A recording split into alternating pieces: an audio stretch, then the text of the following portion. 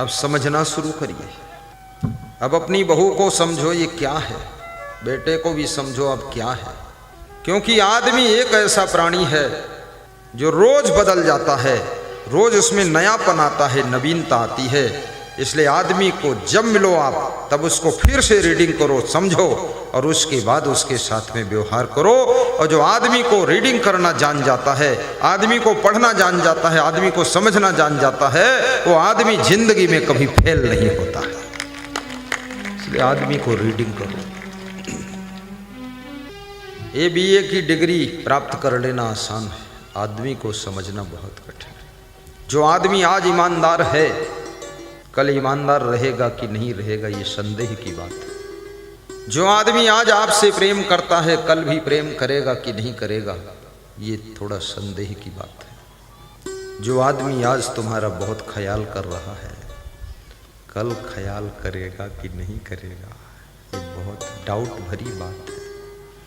विवाह होने के बाद जो पति अपनी पत्नी को कोमल हाथों से छू करके पकड़ कर कहता आगे चलो पीछे चलो आओ आओ, ये हाथ 10 साल के बाद कोमल रहेंगे कि कठोर हो जाएंगे क्या पता है। मैंने इन्हीं पतियों को अपनी पत्नी से गले मिलते देखा है और इन्हीं पतियों को अपनी पत्नी का गला दबाते भी देखा है। हद हो गई। मनुष्य कब बदल जाए, कब बिगड़ जाए, कब उलझ जाए कुछ पता नहीं है। इसलिए अपनी जिंदगी को उलझने से बचाओ, अपनी जिंदगी को बिगड़ने से बचाओ। स्वयं को संभालने का जिम्मा स्वयं का ही है, खुद को संभालो। मैंने सुना है एक लड़के और लड़की का विवाह हुआ। लड़का अपनी पत्नी को बार बार बोलता था चंद्रमुखी, पत्नी खुश हो जाती थी कि मैं चंद्रमुखी हूं। चंद्रमा जैसा उसका मुख,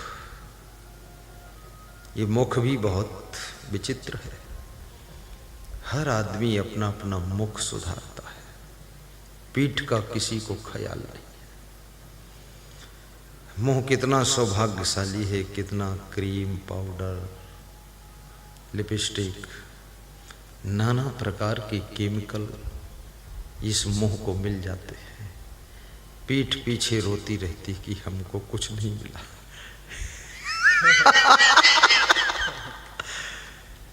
लेकिन मन की किसको चिंता है। मन सुधरा कि बिगड़ा, मन की क्या दशा हो रही है कुछ पता नहीं। मुख बहुत अच्छा है। और पत्नी भी अपने पति को बोलती थी मेरे प्राणनाथ। पति खुश हो जाता था कि मैं इसका प्राणनाथ हूँ, जब चाहूँगा तो प्राण खींच दूंगा, प्राणों की नाथ मेरे हाथ। पति को भी बहुत स्वाभिमान था, अहंकार कि मैं प्राणनाथ हूं। हर व्यक्ति अहंकार में जी रहा है।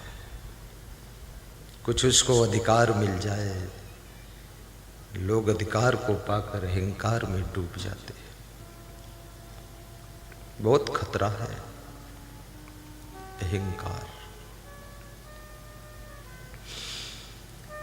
जीवन बड़ा विचित्र है। धीरे धीरे 2-4 साल बीत गए, 2 बच्चे हो गए। पत्नी का मन थोड़ा गुस्सा करने लगा, चिड़चिड़ा स्वभाव हो गया। तो पति कभी कभी डांट देता था पत्नी को। तो पत्नी दुखी हो जाती थी, रोने लगती थी और कहती थी अभी तक तुम मेरे प्राणनाथ थे, अब केवल नाथ रह गए, अब तुम हमको डांटते हो।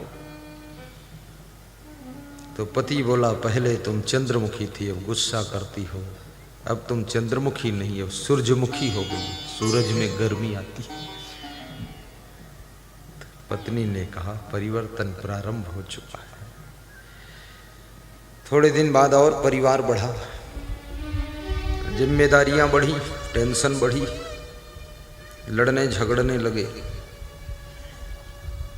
पत्नी भी बहुत गर्म हो जाती थी।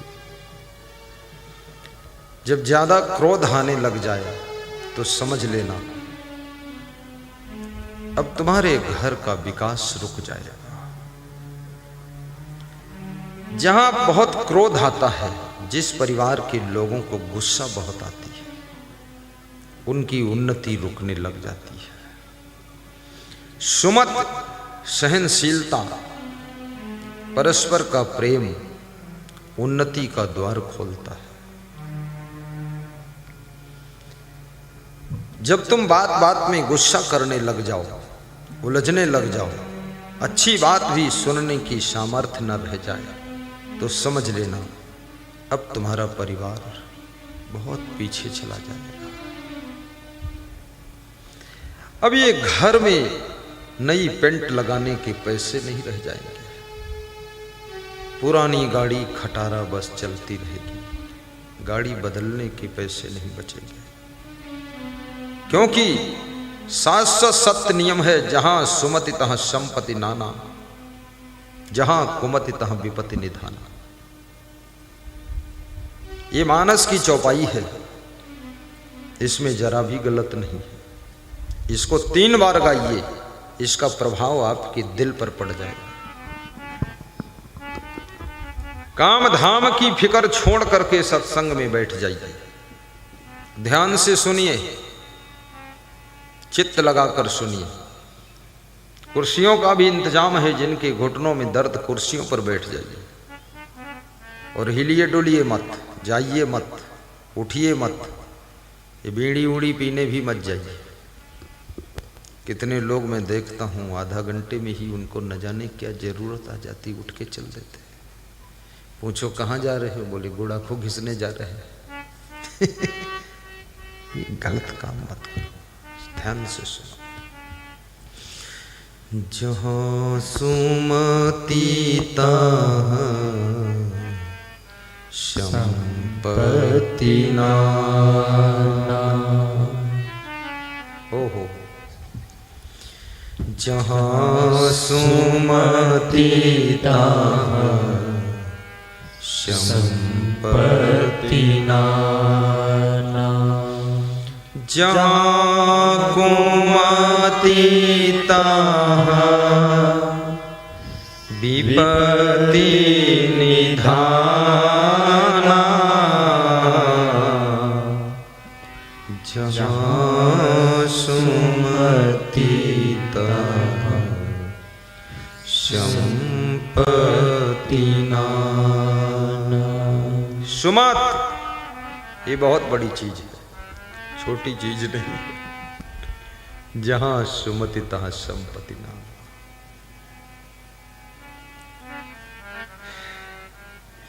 जहां कुमति तहां विपत्ति निधाना।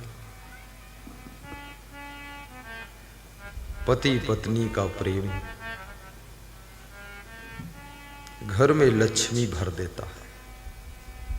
भाई भाई का प्रेम घर को शक्तिशाली बनाता है। पिता पुत्र का प्रेम नई नई योजनाओं को जन्म देता है।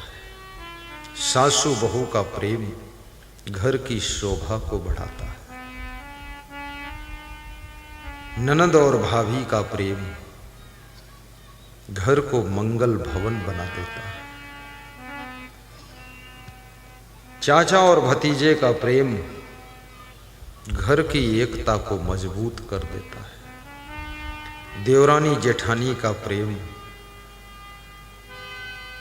घर के किसी भी बड़े से बड़े कार्यक्रम को सफलता दिलाता है। मैं राजस्थान में सत्संग कर रहा था, डिस्ट्रिक्ट झालावाड़, जिस जिले से वसुंधरा राजे सिंधिया मुख्यमंत्री बनती है, उस जिले में सत्संग था। तो एक बकानी तहसील है वहाँ। एक सज्जन के घर हम पधरौनी गए। उनका नाम था श्री पुरुषोत्तम घाटिया।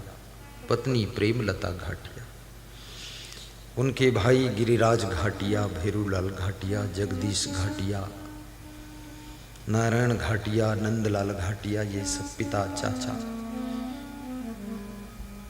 रामविलास घाटिया, गिरिराज घाटिया, राधे श्याम घाटिया। तुम सोचते हो इतने नाम कैसे याद है? जहां जाते वही नाम बताते रहते, याद है और कैसे याद है, कैसे क्या होता उसमें। तो हमारे साथ में 25 महात्मा गए उनके यहाँ, और 30-40 और भक्त लोग गए, 10-12 पुलिस जवान गए, और उनके परिवार में भी 65 लोग थे, बड़ा परिवार, सबका बना नाश्ता ज़्यादा हो गया ना। फिर उनके सबके जूठे बर्तन बहुत ज़्यादा हो गए, तो मैंने जलपान किया ऊपर। जलपान करके जब उतरा, मैं देखा आंगन में, बड़ा आंगन था, तो 14-15 महिलाएं बर्तन मांज रही हैं। तुमने कहा ये कौन है? बोले सब घर की माता बहन। तो हमने कहा पुरुषोत्तम घाटिया आपकी पत्नी? बोले वो भी जुटी है। तो हमने कहा ये क्या है? बोले जनपद अध्यक्ष है। तो हमने कहा धन की स्थिति क्या है? बोले बरस रहा है, जब से आपके चरण पड़े हैं पेट्रोल पंप हो गया है, बसें ट्रक हो गई हैं, मकान लंदन जैसा बना हुआ है, 8-10 मकान बन गए तब से गुरुदेव। मेरा प्रोग्राम भी 5 बार करा दिया, कम से कम 20 लाख मेरे ऊपर खर्च कर दिया। बोले जब प्रोग्राम कराता हूं तो कुछ न कुछ बड़ा काम हो जाता है।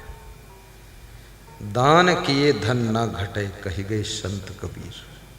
दान करने से धन नहीं घटता है, दारू पीने से धन घटता है। और दारू पीने से केवल धन ही नहीं घटता है, दारू पीने से तन भी घटता है, इस शरीर। और दारू पीने से केवल शरीर नहीं, सम्मान भी घटता है। इसलिए पीना है तो दूध पियो, दारू मत पिया, गुड़ा को मत घिसो, बस गुड़ खा लो। भोजन के बाद गुड़ खा लो तो भोजन डाइजेस्ट हो जाता है। शाम को सोने से पहले गुड़ खा लो, सुबह पेट साफ हो जाता है। और गुड़ खाकर अगर गुनगुना पानी पी लो तो पेट की कब्जियत खत्म हो जाती है। अब यहाँ डॉक्टरी थोड़े बताऊंगा मैं, सबकी तबीयत ठीक हो जाएगी तो फिर डॉक्टर क्या करेगा? ये फरफौद के सब डॉक्टर दुखी हो जाएंगे कि असंग साहब अब कभी मत आना, तो हमने सबको ऐसा बताया है कि हम बर्बाद हो गए। इसलिए ज़्यादा दवा ववा नहीं बताता मैं, फिर भी कभी कभी मुख से निकल गया तो सीख लो आप। कार्तिकेश्वर यादव धन्य हो तुम। जीवन में दवा से राहत मिलती है, लेकिन दवा से स्वास्थ्य नहीं मिलता है। संयम भी करना पड़ेगा। तो जहां सुमतितः संपत्ति नाना, जहां कुमतितः विपत्ति निधाना। दाम्पत्य कलहो नास्ति श्री स्वयं आगता। नीतिकार कहता है जिसके दंपति जीवन में कलह कलेश नहीं है, पति पत्नी प्रेम से रहते हैं, गुरु शिष्य प्रेम से, देवरानी जेठानी प्रेम भाव से रहती है, वहां पर लक्ष्मी स्वयं आकर निवास करती है।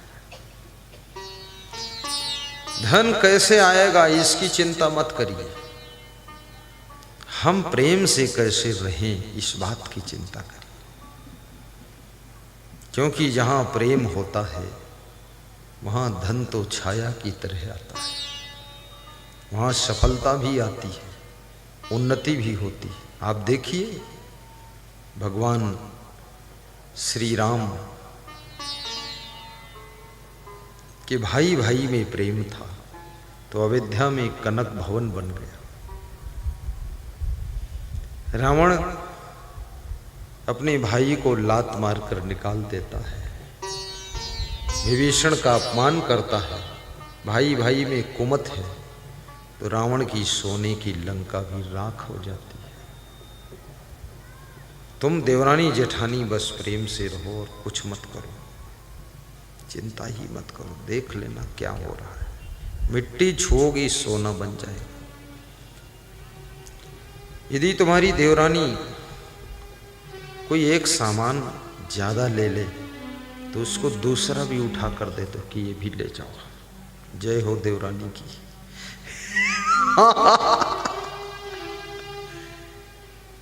घर में भी दान पुण्य कर दिया करो। आपकी जेठानी भी कमजोर हो, थोड़ा उसको दान दे दो, कुछ ले। कन्यादान, बेटी कितनी ही धनवान हो पर बेटी को हमेशा दान देना चाहिए। ये बेटी का सम्मान है। बेटी हंसते हुए आती है अपने मायकों को। ससुराल से जब मायका आना होता ना, हंसते हुए आती है, और मायके से जब ससुराल जाती है तो ज्यादातर बेटियां रो कर जाती है। क्यों? क्योंकि वो जानती है 1 महीना माँ बाप के यहाँ रहे, 1 महीना भाई भाभी के साथ रहे, एक साड़ी भी नहीं दिया है। इतना कंजूस भाई, दुख हो जाता है। एक साड़ी नहीं, हो सके तो गाड़ी दे दो, साड़ी की तो बात ही छोड़ो, दे दो। कन्यादान है। बहन की सेवा हमेशा करते रहो। बहन के यहाँ जाओ तो कभी खाली हाथ मत जाओ, कुछ लेकर जाओ। और कुछ लेकर मतलब खाली मूंगफली 50 ग्राम ले लिया, ऐसा नहीं। ये ले जाना बेकार है, उसमें तो 25 ग्राम छिलका ही निकलेगा। हाँ, ऐसा ले जाना है। कपड़ा ले जाओ, पैसे ले जाओ, दान कर दो। बहन को भी दान देना चाहिए। बुआ जी को भी दान दो। बुआ जी का भी गर्व होता है कि मेरा ये भतीजा है। बूढ़ी है बुआ, धनवान है बुआ, बुद्धिमान है बुआ, इससे क्या हुआ? गुरु जी की दुआ। कुछ बुआ को भी दे दो, बुआ का मन खुश हो जाए। तुम कहोगे गुरुजी बता रहे हैं सबको दे दो दे दो दे दो, तो अपने पास क्या बचेगा? अपने पास तुम भी तो किसी की बुआ हो, तुमको भी मिलेगा। बात देने की नहीं है, बात सम्मान की आती है। क्या होता है उसमें 100, 200, 500, 1000 रुपये में? सम्मान हो गया, आदर हो गया। ससुराल जाइए तो वहां भी ऐसे ससुराल में दामाद का आदर होता है, लेकिन सास ससुर का दर्जा ऊंचा है, क्योंकि उन्होंने अपनी बेटी आपको दिया है। वहाँ उनके सम्मान में कुछ मीठा ले जाइए, उनको जो पसंद हो वो भेंट कर दीजिए। लीजिए ससुर जी, खाइए थोड़ा। वो तो तुम्हारे लिए बहुत बनाना चाहते हैं, बड़ा बड़ा सब बनाएंगे खिलाएंगे, लेकिन नहीं, तुम उनका भी आदर करो। रिश्तों का भी आदर होना चाहिए, और जो रिश्तों का आदर करता है वो व्यक्ति हमेशा खुश रहता है। किसी का अनादर करने वाले लोग कभी खुश नहीं रह सकते हैं, और जो सबका आदर करता है कभी दुखी नहीं होता है, कभी दुखी नहीं होता है। अभी जैसे पंडित नवीन कृष्ण महाराज जी आए, मुझे इशारा दे रहे थे मैं नीचे बैठ जाऊंगा। हमने कहा नहीं नहीं, ऊपर बैठो कुर्सी पे। फिर बोले कि अब उधर बैठ जाऊं, कथा शुरू हो गई। आहा, क्या बात है, चिक चिका चिक, क्या हो गया ये, कुछ पता ही नहीं है। लाइट लाइट हो गई है। बोलो सदगुरु भगवान की जय जय। मुस्कुराइए, लाइट चली गई है। मुस्कुराइए कि लाइट आने वाली है। ताली बजा दो, आ जाएगी, आ जाएगी। जल्दी बुलाओ लाइट, जल्दी बुलाओ लाइट। लाइट बाबा नवीन बाबा, लाइट बाबा नवीन बाबा। दौड़ा जाए रे लाइट का घोड़ा, इस घोड़े के पूंछ नहीं है, पैंट टांगों पहना। हमारे ऊंची छलांग ये घोड़ा, लाइट कैसे लाना। दौड़ा जाए रे लाइट का घोड़ा। आ गई, देखो।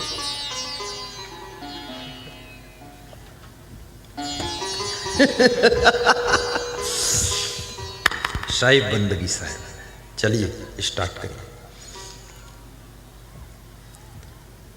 जहाँ सुमति तहाँ संपत्ति नाना, जहाँ कुमति तहाँ विपत्ति निधाना। जहाँ सुमति तहाँ, सब गाइए, सब बोलिए, दोहराइए, चुपचाप मत बैठिए। एक दो चौपाई याद करके जाइए। लोग पूछेंगे क्या सुना, तो सुना देना, ये सुना। जहाँ सुमति तहाँ संपत्ति नाना, जहाँ कुमति तहाँ विपत्ति निधाना।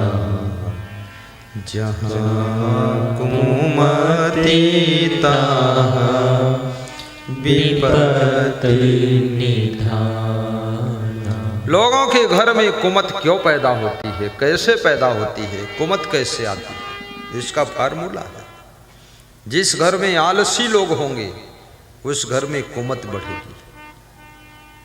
जिस घर में कोढ़िया होंगे, 36 गढ़िया और घर घर कोढ़िया, कोई हो 36 गढ़िया हो चाहे उत्तर प्रदेश वाला हो, अगर कोढ़िया आदमी है घर में। मेरा एक साधु डॉक्टर से बोला कि डॉक्टर साहब मुझे कुछ बताओ। डॉक्टर ने पूछा कुछ पूछो तब तो बताऊं।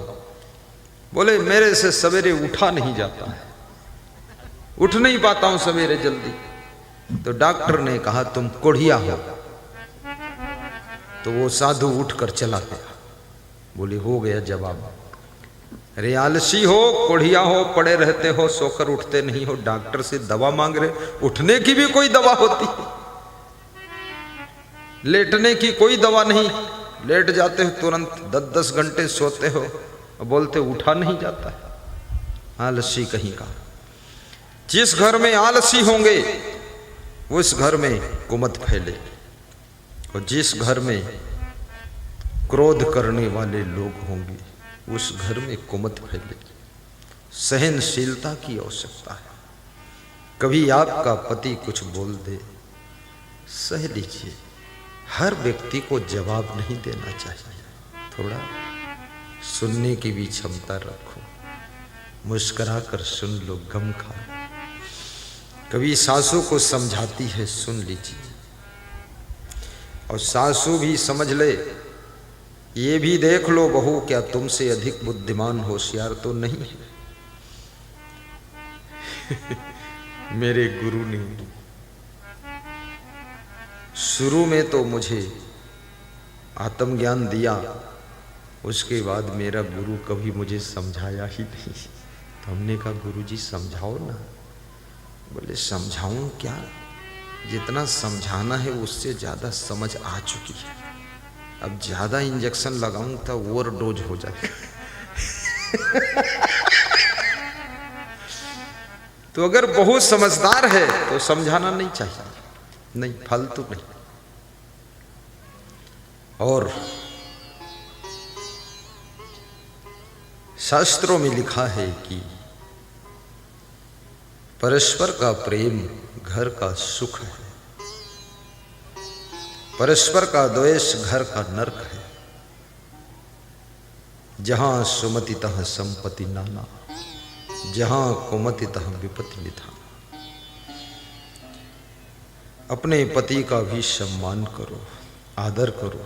आपका पति कभी इसका मनोबल कम न होने पाए। कृष्ण अर्जुन का मनोबल सिर्फ बढ़ाते थे, कृष्ण युद्ध नहीं करते थे, नहीं, लेकिन अर्जुन का मनोबल बढ़ा देते थे। मैं निवेदन करूंगा कि आप भी अपने घर में एक दूसरे का मनोबल बढ़ाइए। अपनी पत्नी को भी फालतू बोल बोल कर दुखी मत करिए, क्योंकि उसका और कौन सहारा है। पति के लिए अपने माता पिता भाई बहन सब छोड़ करके आई है, और ऊपर से तुम यहाँ बार बार इंजेक्शन मार रहे हो। थोड़ा तसल्ली रखो नंदलाल, परेशान मत करो, जीने दो, हैरान मत करो। अपना स्वभाव सुधारो, आदत सुधारो, अपने वाणी को भी सुधारो। दुख मत दो, सुख दीजिए। और आपके अंदर सामर्थ्य है अपने आप के ऊपर नियंत्रण करने की। वाणी पर नियंत्रण रखिए, स्वभाव पे नियंत्रण रखिए। और नियंत्रण में कितनी शक्ति है। जब किसी भगोना में, पतेली में दाल बनाती है महिलाएं, वो दाल 1 घंटे में पकती है, और वही दाल जब कुकर में बनाती हैं तो 10 मिनट में पक जाती है। कारण क्या है? चूल्हा वही है, पानी दाल वही, बनाने वाली वही। सिर्फ ये कारण है, जो स्टीम है कुकर में नियंत्रण हो जाती है, और पतेली में स्टीम नियंत्रण नहीं है, बाहर निकलती रहती है। जब स्टीम कंट्रोल हो जाती है तो 1 घंटे में पकने वाली दाल को 10 मिनट में पका देती है। आदमी जब कंट्रोल में हो जाता है तब वो 50 साल में होने वाले विकास को 5 साल में वो विकास करके दिखा देता है। इसलिए अपने आप पर कंट्रोल करें और कार्य करने की शैली भी सीखिए। एक उम्र आने पर अपने अधिकारों को भी छोड़ना शुरू करिए।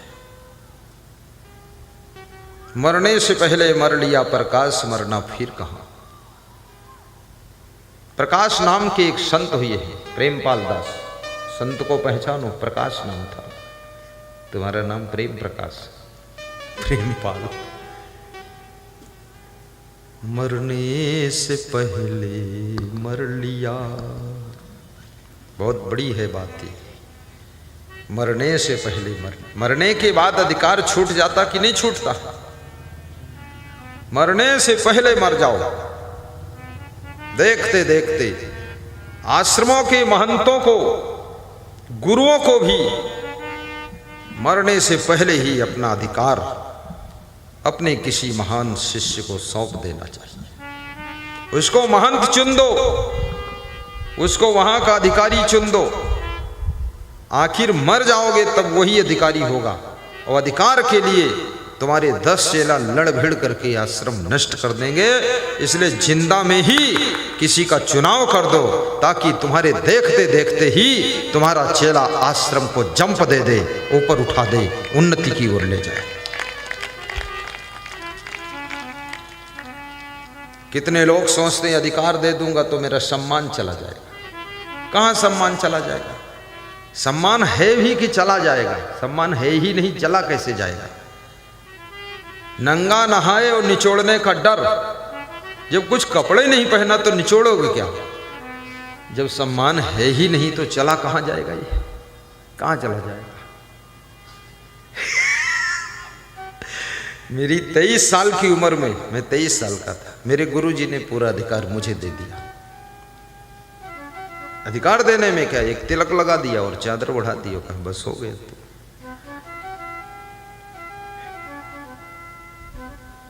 हमने गुरुजी का कोई भी कुंजी ताला नहीं लिया ना, उसको क्या लेना है। करने वाले के लिए चारों दिशाओं में बहुत कुछ बाकी पड़ा है, ना करने वालों के लिए तो एक साइकिल के लिए ही झगड़ा शुरू हो जाएगा, जो कुछ करना ही नहीं चाहते। कुछ काम करो, कुछ काम करो। हमारे गुरु सुखी हो गए।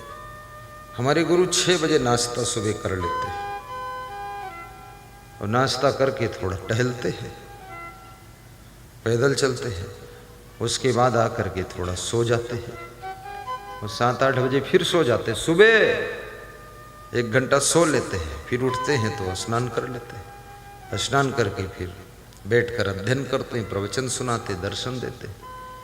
फिर 11-12 बजे भोजन कर लेते हैं। भोजन करके फिर पढ़ते हैं, दर्शन देते, थक जाते हैं। दर्शन करने वाले 50 लोग बैठे हैं, उसी बीच हम सो जाते हैं। तो मैंने कहा गुरुदेव सबके बीच हम सोते हो, शर्म नहीं लगती? बोले शर्म इनको लगना चाहिए, उठ के चले जाएं जब हमें नींद आ रही। ये बेशरम सब बैठे हैं, हम क्यों शर्म करें? तो हमने कहा अंदर सो जाओ। बोले नींद बाहर आ रही, अंदर क्यों जाऊं? अंदर जाने में ही डिस्टर्ब हो जाएगा। वहीं सो जाते हैं। जो दर्शन करने वाले एक एक उठ के चले जाते हैं। बोले अब सो गए। फिर 1 घंटे बाद उठते हैं, फिर पानी पीते हैं, मुंह धोते हैं, फिर दर्शन देते हैं। शाम हो जाती है, शाम को 6-7 बजे चना वना चबा लेते हैं, 1 गिलास दूध पी लेते हैं, फिर 7-8 बजे सो जाते हैं। सुबह फिर उठ जाते 3 बजे 4 बजे। यह है दिनचर्या। तो मैंने कहा बिल्कुल घोड़ा बेच कर सोते हो। बोले घोड़ा क्या, तुम जैसे सब शिष्य मिल गए इतने, तो हमें क्या फिक्र है, क्या फिक्र है। पुत्र वही है जो अपने माता पिता की फिक्र को खत्म कर दे, और शिष्य वही है जो अपने गुरु की फिक्र और जिम्मेदारी को हल्का कर दे, उसे शिष्य कहते हैं। नहीं तो शत्रु हैं ये सब, हैरान करने के लिए पैदा हुए हैं। कौरव जैसी भीड़ फालतू, अब्बा पप्पा पप्पी करते चले जा रहे हैं फालतू। मम्मी में माता पिता को हल्का कर दो, अपने गुरु को भी हल्का फुल्का कर दो। और जिस घर में रहो, जिस आश्रम में रहो, उसका उत्थान करो, पूरी ताकत उसमें लगाइए, विकास कर दीजिए।